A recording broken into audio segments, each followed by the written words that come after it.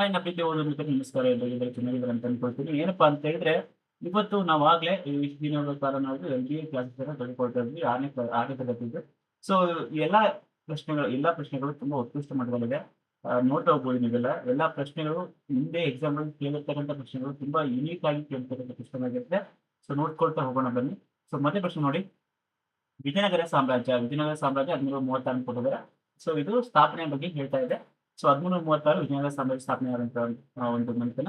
ಅದೇ ಬೊಮ್ಮನ ಸಾಮ್ರಾಜ್ಯ ಎಷ್ಟರಲ್ಲಿ ಸ್ಥಾಪನೆ ಆಯ್ತು ಅಂತ ಕೇಳಿದ್ರೆ 1347. ಸೊ ನಾವು ಈ ಎರಡು ಮನೆತನಗಳನ್ನ ಜೊತೆಗೆ ಓದ್ಕೊಂಡ್ರೆ ನಮ್ಗೆ ತುಂಬಾ ಮಾರ್ಕ್ಸ್ ತಗೋಬಹುದು. ಯಾಕಪ್ಪ ಅಂತ ಹೇಳಿದ್ರೆ ಇದ್ರಲ್ಲಿ ಕೂಡ ಅಂದ್ರೆ ವಿಜಯನಗರ ಸಾಮ್ರಾಜ್ಯದಲ್ಲಿ ನಾವು 4 ಮನೆತನಗಳನ್ನ ಅದರಲ್ಲಿ ಇನ್ಕ್ಲೂಡ್ ವಂಶಗಳನ್ನು ನೋಡ್ತೀವಿ. ಹಾಗೇನೆ ಬೊಮ್ಮನಿ ಸುಲ್ತಾನ್‌ನಲ್ಲಿ 5 ಮನೆತನಗಳನ್ನ ನೋಡ್ತೀವಿ. ಹಾಗಾಗಿ ಈ ಸಿಮಿಲಾರಿಟಿ ತುಂಬಾ ಇರುತ್ತೆ. ಹಾಗಾಗಿ ಇದನ್ನ ನೋಡ್ಕೊಂಡು ಹೋದ್ರೆ ತುಂಬಾ ಚೆನ್ನಾಗಿರುತ್ತೆ. ಓಕೆನಾ? 2ನೇ ಪ್ರಶ್ನೆ ನೋಡೋಣ ಬನ್ನಿ. ಬಹಮನಿ ರಾಜ್ಯದ ಪ್ರಾರಂಭಿಕ ರಾಜಧಾನಿ ಯಾವುದು? ಬಹಮನಿ ರಾಜ್ಯದ ಪ್ರಾರಂಭಿಕ ರಾಜಧಾನಿ ಕಲಬುರ್ಗಿ. ಸೊ ಈಗ ಕೇಳ್ಬೋದು, ಪ್ರಾರಂಭಿಕ ರಾಜಧಾನಿ ಯಾವ್ದು ಅಂತ ಕೇಳಿದ್ರೆ ಕಲಬುರ್ಗಿ. ಓಕೆನಾ? ಆದರೆ ಅದರ ನಂತರ ರಾಜಧಾನಿ ಯಾವುದು ಅಂತ ಕೇಳಿದ್ದಾರೆ. ಸೊ ಕಲಬುರ್ಗಿ ನಂತರ ರಾಜಧಾನಿ ಬೀದರ್ ಆಗಿರುತ್ತೆ. ಆಪ್ಷನ್ ಬಿ ಅಂತಕ್ಕಂಥದ್ದು ಇದಕ್ಕೆ ಸರಿಯಾದ ಉತ್ತರ ಆಗುತ್ತೆ. ನೋಡಿ, ಮೊದಲ ರಾಜಧಾನಿ ಯಾವ್ದು ಅಂತ ಕೇಳಿದ್ರೆ ಕಲಬುರ್ಗಿ ಇದಕ್ಕೆ ಸರಿಯಾದ ಉತ್ತರ ಆಗ್ತಿತ್ತು. ಸೊ ನೋಡಿ, ಇಲ್ಲಿ ಏನ್ 5 ಮಂತ್ರಿಗಳು ಬರ್ತಾವೆ ಅಂತ ಹೇಳಿದ್ರಲ್ವಾ, 5 ಸಂತತಿಗಳು ಇದರೊಳಗೆ.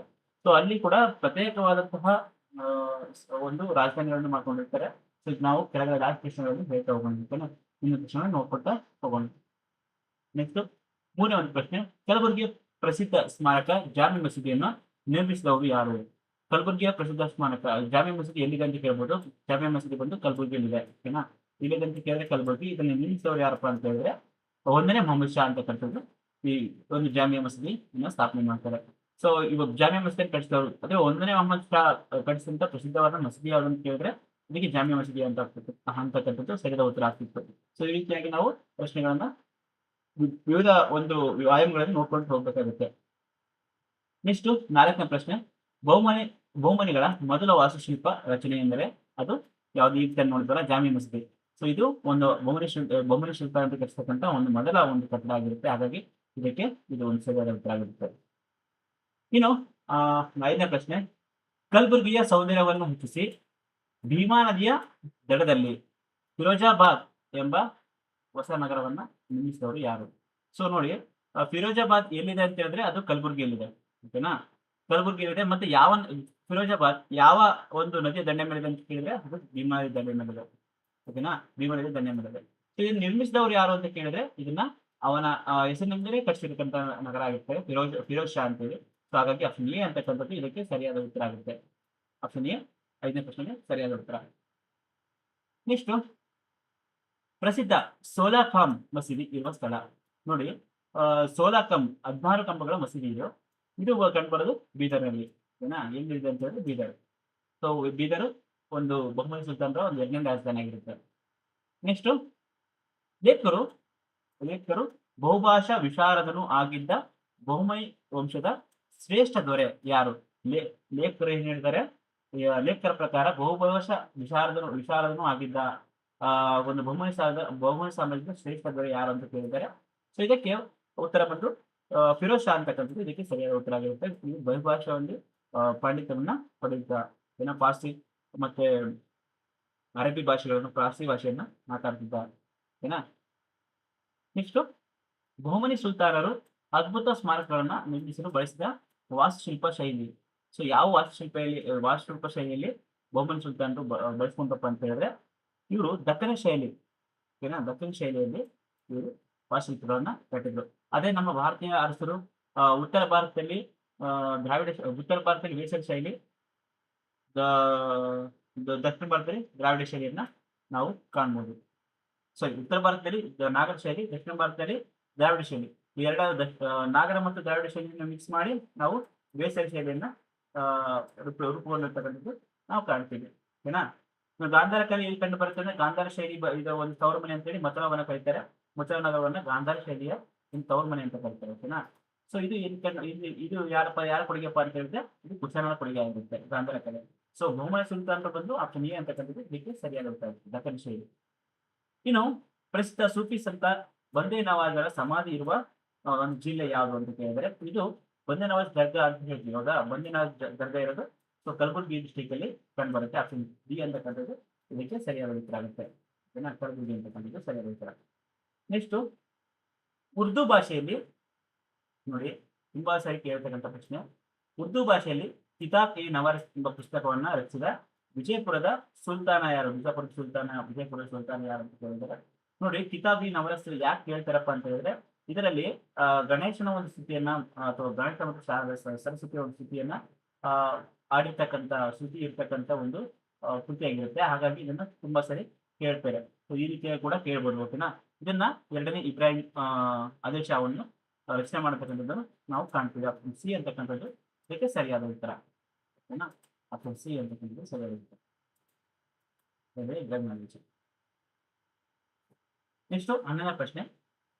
ಬಹುಮನಿ ವಂಶದ ಶ್ರೇಷ್ಠ ಅರಸ ಫಿರೋಜ್ ಶಾ ಈ ನದಿಯ ದಡದಲ್ಲಿ ಫಿರೋಜಾಬಾದ್ ನಗರವನ್ನ ನಿರ್ಮಿಸಿದನು. ಆಗಲೇ ಹೇಳಿ, ಭೀಮಾ ನದಿಯ ದಡದಿಂದ ಫಿರೋಜಾಬಾದ್ ನಗರವನ್ನ ನಿರ್ಮಿಸಿದನು. ಸೊ ಈ ಫಿರೋಜಾಬಾದ್ ನಗರ ಕಂಡು ಬರೋದು ಕಲಬುರಗಿ ಡಿಸ್ಟ್ರಿಕ್ಟ್. ಇನ್ನು 12ನೇ ಪ್ರಶ್ನೆ. ಇಬ್ರಾಹಿಂನ ಉತ್ತರಾಧಿಕಾರಿ ಮೊಹಮ್ಮದ್ ಆದಿಲ್ ಶಾ ನಿಂದ ನಿರ್ಮಿಸಲ್ಪಟ್ಟ ವಿಜಯಪುರ ಅದ್ಭುತ ಕಟ್ಟಡ. ಇಬ್ರಾಹಿಂ ಆದಿಲ್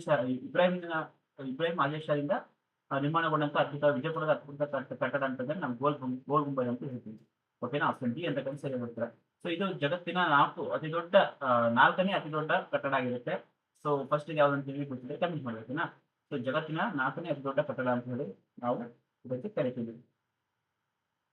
ಆಪ್ಷನ್ ಡಿ ಸರಿಯಾದ ಉತ್ತರ ಆಗುತ್ತೆ. ನೆಕ್ಸ್ಟ್ ಮುಂದಿನ ಪ್ರಶ್ನೆ.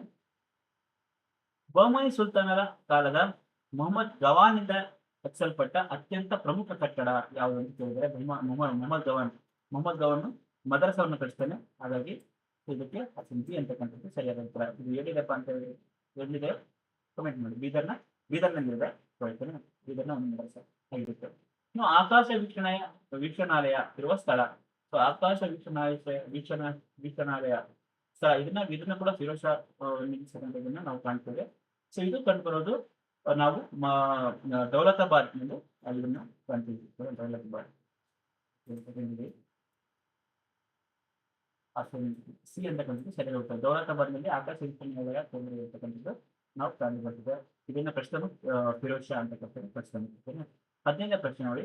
ಬಹುಮನಿ ಸುಲ್ತಾನರು ಮತ್ತು ಇನ್ನಿತರ ವಿದೇಶಿ ವಿದ್ವಾಂಸರು ಬಳಸಿದ ಭಾಷೆ ಯಾವುದು ಅಂತ ಹೇಳಿದ್ರೆ ಅದಕ್ಕೆ ದಕ್ಕನಿ ಅಂತ ಕರೀತೀವಿ. ಇದಕ್ಕೆ ಬಿ ಅಂತ ಕರೀತೀವಿ. ಇವರು ಬಳಸಿದಂತ ಶೈಲಿ ಅಂತಂದ್ರೆ ದಕ್ಕನಿ ಶೈಲಿ. ಇವರು ಬಳಸಿದಂತ ಭಾಷೆ ದಕ್ಕನಿ ಭಾಷೆ. ಓಕೆನಾ? ಇನ್ನು ಬಹುಮನಿ ಸುಲ್ತಾನ ಸಾಮ್ರಾಜ್ಯದ ಸ್ಥಾಪಕರು ಅಂತ ಕೇಳಿದ್ರೆ ಅಲ್ಲಾವುದ್ದೀನ್ ಅಸ್ಸಾಂನಲ್ಲಿ ಬಹುಮನಿ ಇದು ಎಫ್ಎಸ್ಟಿಆರ್ ಜಿಪಿಡಿ ಪ್ರಶ್ನೆಯಲ್ಲಿ ತುಂಬಾ ಸರಿ ಕೇಳ್ತಾರೆ ಅಂತ ಪ್ರಶ್ನೆ. ಮತ್ತೆ ಇವನು ಕೊಡುಗೆಗಳ ಬಗ್ಗೆ ತುಂಬಾ ಸರಿ ಕೇಳ್ತಾರೆ. ಓಕೆನಾ? ಆದಿಲ್ ಶಾಹಿ ಅರಸರಲ್ಲಿ ಗಣ್ಯನು ಯಾರು? ಆದಿಲ್ ಶಾಹಿ ಅರಸರಲ್ಲಿ ಅತ್ಯಂತ ಗಣ್ಯನ ಮೊಹಮ್ಮದ್ ಆದಿಲ್ ಶಾ.